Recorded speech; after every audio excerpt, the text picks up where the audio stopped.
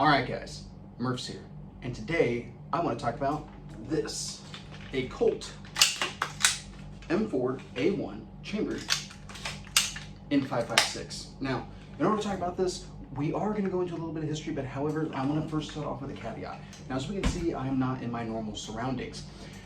However, I am in a position to be able to cover some stuff that I wouldn't normally have as much access to be able to cover. So in order to be able to do that, we are going to have to accept some suboptimal filming conditions. I do apologize for that, however, bear with me and we'll get through this. Now, let's go ahead and hop into the history on this particular rifle. Now, in 1994, the Army would standardize on a carbine version of the M16A2. Now, previously, Special Forces of a wide variety have been running shortened M16 carbines under a variety of designations, such as the Colt 727, so on and so forth. However, a full-on, mass-produced carbine variant had not necessarily been adopted up until the M4. Now, quite a few branches would take an interest in the M4, and actually the Marine Corps would start issuing out the M4 in lieu of pistols to go to personnel who had frontline duties that would qualify them for a pistol. However, instead they would get a shortened rifle, and this would be medics, squad leaders, radio operators, and all that kind of stuff. And these would be the same people that would be the recipients on the Army side of things.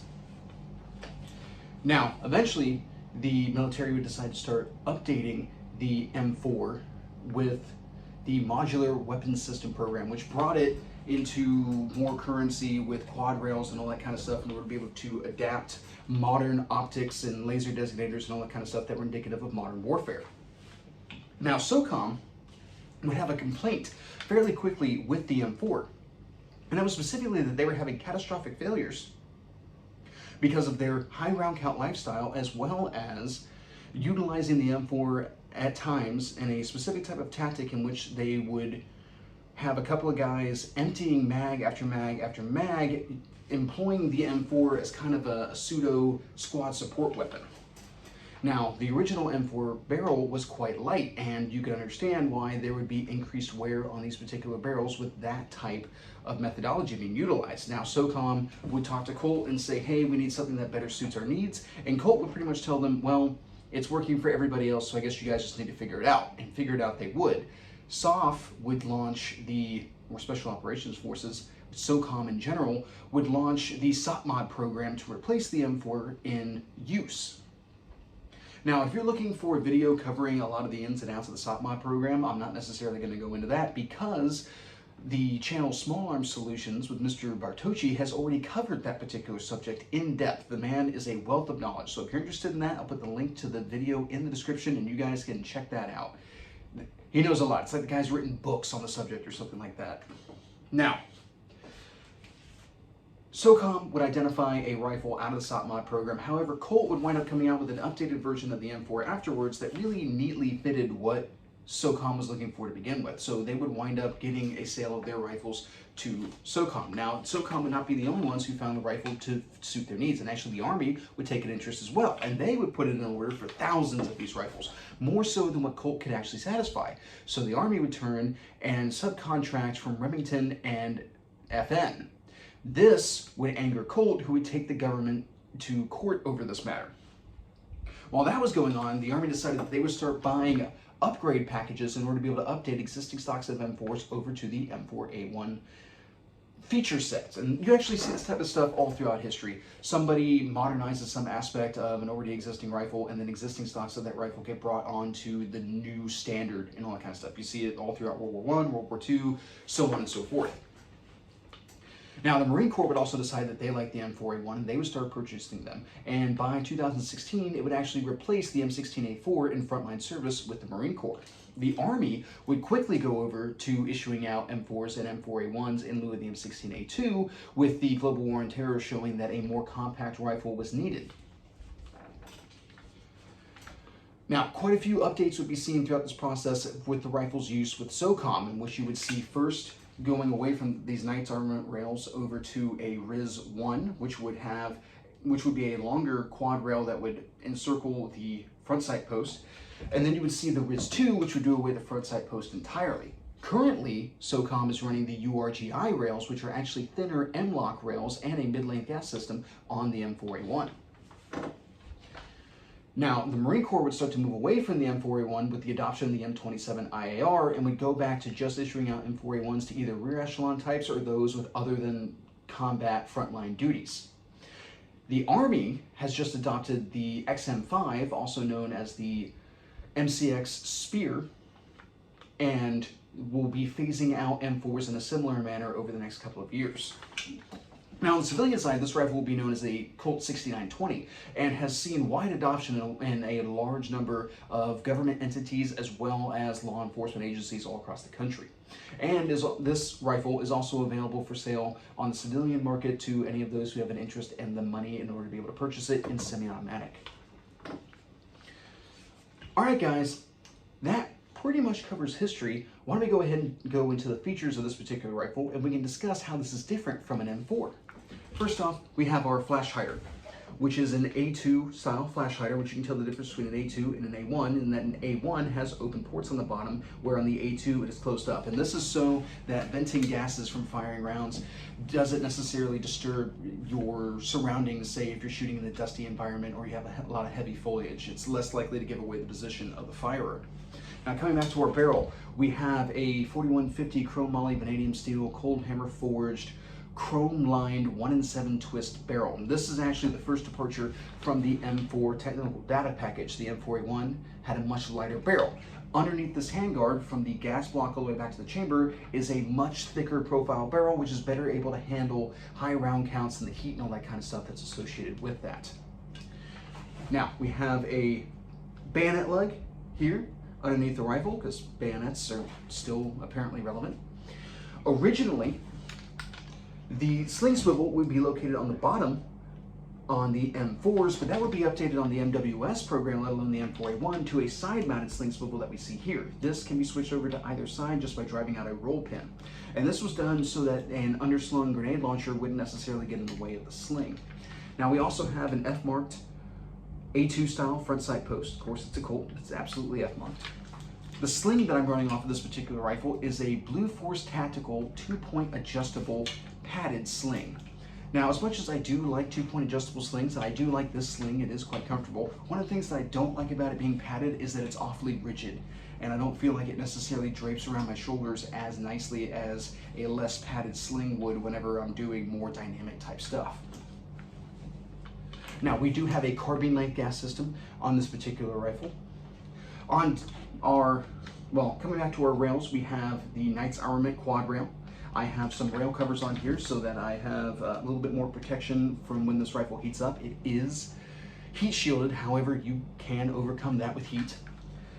And then also it keeps me from chewing up gloves and all that kind of stuff whenever I'm doing a lot of high round count type stuff. Now, on top of this, I have a PEC 15 Alpha, or the D-ball, which is a visible and IR spectrum laser. It does have an IR flood, which is not necessarily like a lot of other IR floods that you might see on like a PEC 15 or other IR capable laser designators, in which it has a much narrower flood beam, which allows you to be able to identify targets out to greater distances, but doesn't necessarily allow you to use it as some type of a faux flashlight or something along those lines. For that, on the setup, I have a Surefire M300, which is selectable between visible, spectrum, and IR flood. As you guys can see here, I have this set up with a clicky cap. I prefer clicky tail caps as opposed to pressure pass because it's less likely that I will accidentally discharge light with the clicky cap, which, be it on the visible or IR spectrum, if you're working in a situation where you're having some type of light discipline for whatever reason, a negative discharge of light is just as bad as a gunshot. So a lot of times whenever I'm using this, if I'm working at night, I have this set over to IR, and then if there's for some reason, or if I'm working in the day or for some reason I need to illuminate on the visible spectrum at night, I move it over to white light and then do whatever it is I need to do, and then I immediately move it back to IR. It's the same with my pocket flashlight as well. Very habitual about that, for that negative discharge reason. Now, something else with these guys, this is running the standard Surefire setup, which is a 90-degree rail mount for Picatinny, but something to keep in mind is that these thumb screws have a tendency to want to come loose. So that is why I have this one lashed down with some paracord, if you can see that there. All right, off the bottom of this, I have a Magpul stubby grip. I actually really like stubby grips, especially on shorter setups with short handrails, because it allows me to still build an angled grip like I would on an angled foregrip. However, it keeps my wrist in a more comfortable position than what I find on angled foregrips. In addition to that, I can still load this up against a barrier in order to be able to better steady for a shot, and if I'm coming around to my light, I can easily activate my light working off of the stubby grip as a touch point. That's something that I really like about this setup overall. Now, coming back to our optic, right now on this I'm running an Aimpoint Comp M4. Now, previously on M4A1s, I've run a couple of different setups because I've had 3 different rifles issued to me over the years. And just in general, I've changed things up here recently. So at one point I was running the EOTech XPS3 with the 4 1 MOA dots running down the center, the 65 MOA outer circle. And I have run that with and without a magnifier over the years. Now I've changed that up a couple of times because sometimes magnifiers can be a little bit uncomfortable when they're folded out of the way. If you're doing some kind of unconventional shooting and all that kind of stuff, the magnifier will come back and poke you in the face. But sometimes it's nice to have a magnifier, so I've switched things up a couple of times.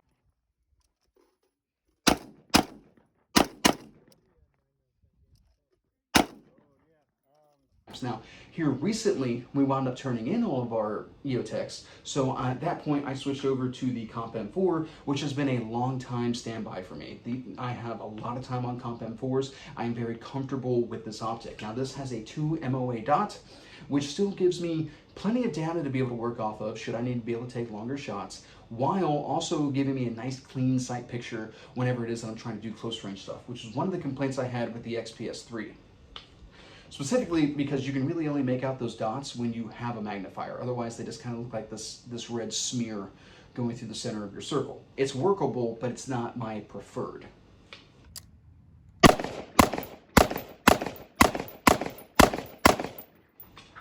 Now, I have a Motec flip-up rear sight. This sight is adjustable for distance as well. It's a pretty good rear sight overall. You know, it's a backup. It's not necessarily like I'm running it as a primary. However, one of my complaints is that it is very exposed, and I have seen these broken off over the years.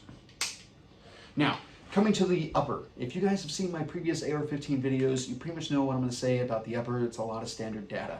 So, if you've already seen that stuff, you don't necessarily want to hear it again, go ahead and check the description and jump to the next part of the story that you actually want to hear.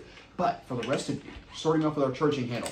This is a mil-spec standard charging handle, which works just fine for me. I'm not really big on extended charging handles. I'll accept one if there's one available. I have swapped them into rifles before. But one of the things that I like about this low profile setup here is that it's less likely to snag on gear and all that kind of stuff whenever it is that I'm not actively shooting the rifle. And I still have enough surface area to be able to grip and rip should I need to do so. Now, we have a dust cover, which is great in order to make sure that we guard against the possibility of the ingress of debris into the action. I like to keep this thing sealed up whenever it is that I can.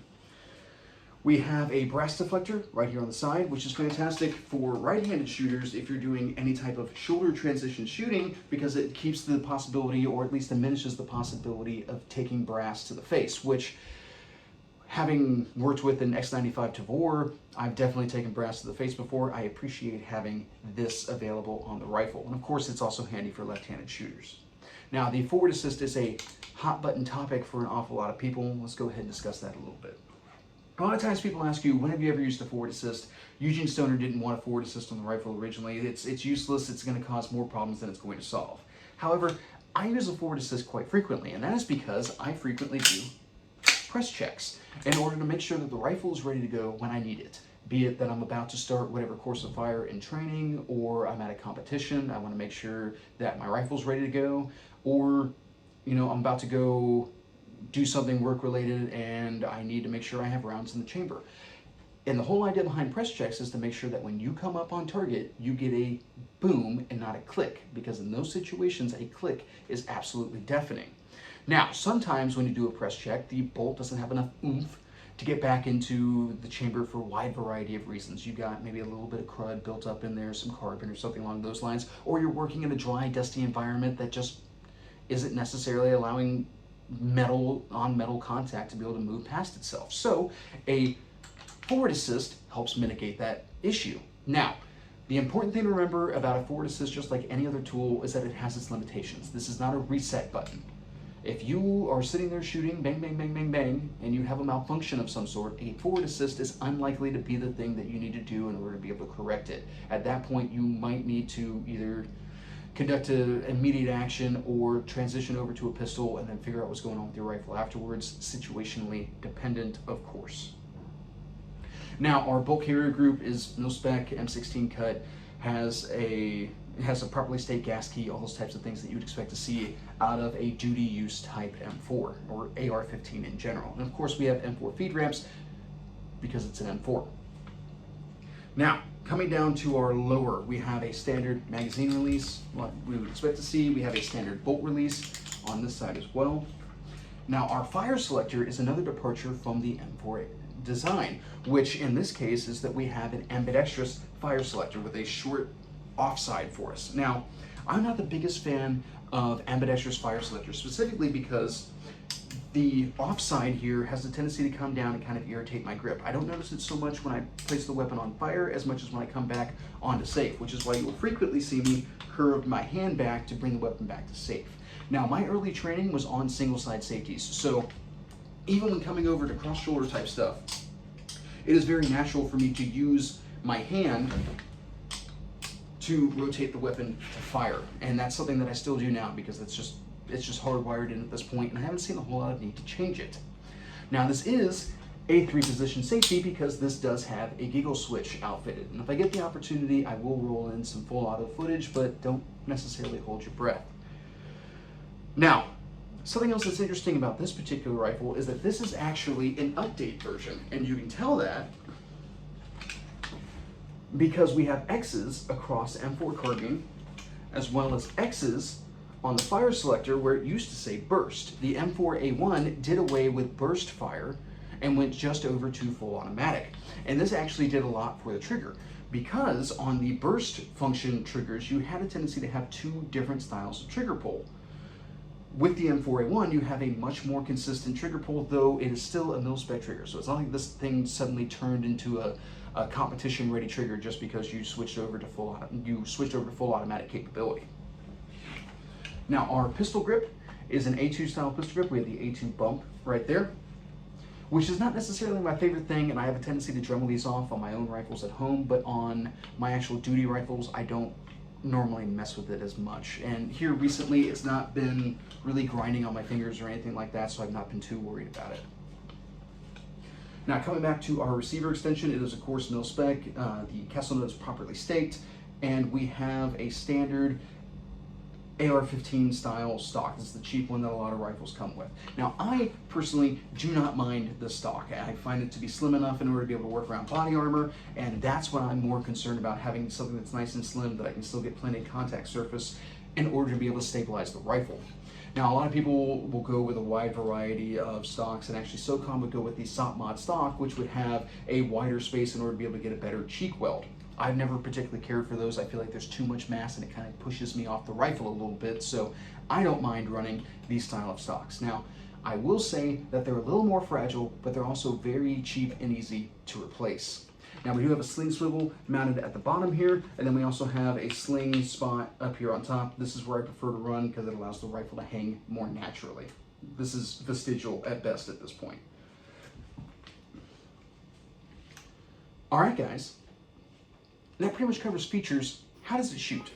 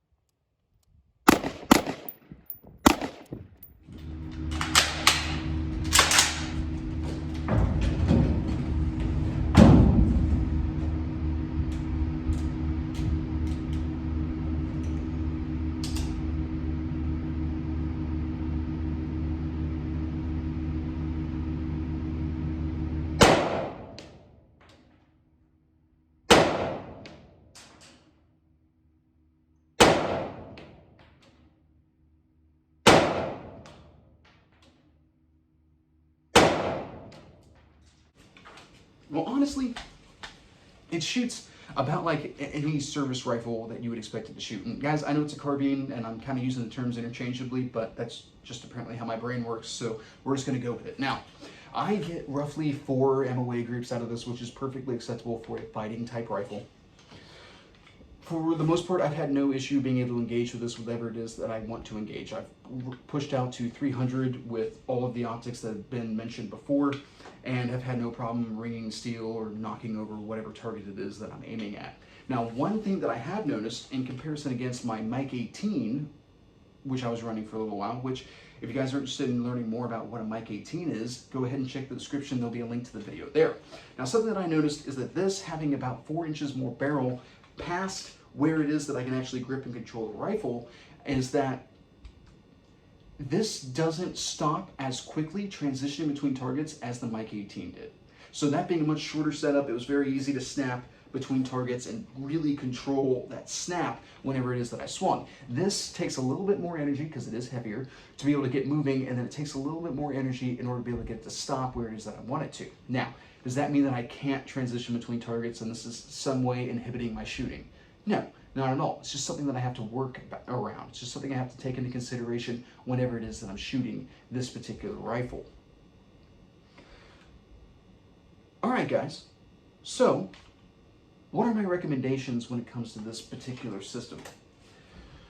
Well, for the most part, anyone who's running this type of system is probably doing so because they're being directed. For the most part, this rifle is not indicative of a lot of modern stuff that you might see out there on the civilian market. And there are still plenty of law enforcement agencies and SWAT teams that are running these rifles. I remember a couple of years ago, I was doing a job in New York, and I remember seeing New York SWAT and what appeared to be M4A1 slung across their front, though I didn't get a chance to really check them out and all that kind of stuff. So, that's not to say that this rifle, because it doesn't have a lot of like modern, longer handguards and all that kind of stuff, is completely incapable of performing. It can absolutely work. It just may not necessarily have the features that you might find desirable in today's environment. Now, when it comes to civilian type purchase, right?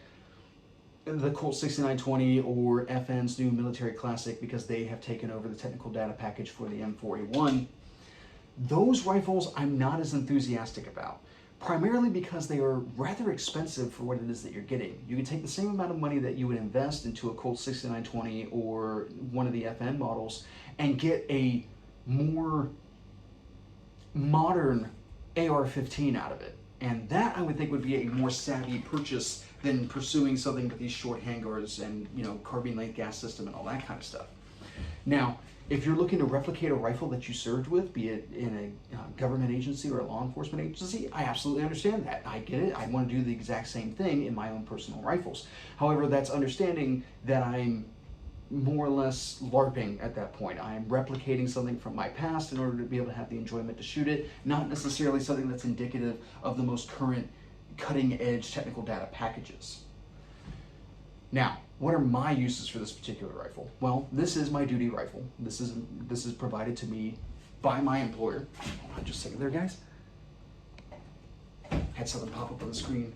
So, this is something that's not necessarily selected by me to serve with, to do my daily duties and all that kind of stuff. However, I don't feel limited by it. It is something that I have to work at, but I don't mind working at it because the system is reliable. I've never had any real issues with these, never had any catastrophic failures or anything along those lines. They just work. And I do appreciate that quite a bit. All right, guys. I think that pretty much covers my thoughts on this particular subject. I hope you guys found this interesting, and if you enjoyed this content and you want more interaction with this content, you should go ahead and check out the Murph's Law Facebook page. I'll put the link in the description. It's a great location in order to be able to get some behind-the-scenes looks at what's going on with Murph's Law, as well as being able to get involved in like forum discussions and all that kind of stuff, ask questions, get help from other people who have maybe the same questions or similar experiences to my own in order to be able to direct you towards what your next purchase should be or how you should outfit your weapon system, all those types of things. All right, guys. That's pretty much what I got. Have a good day.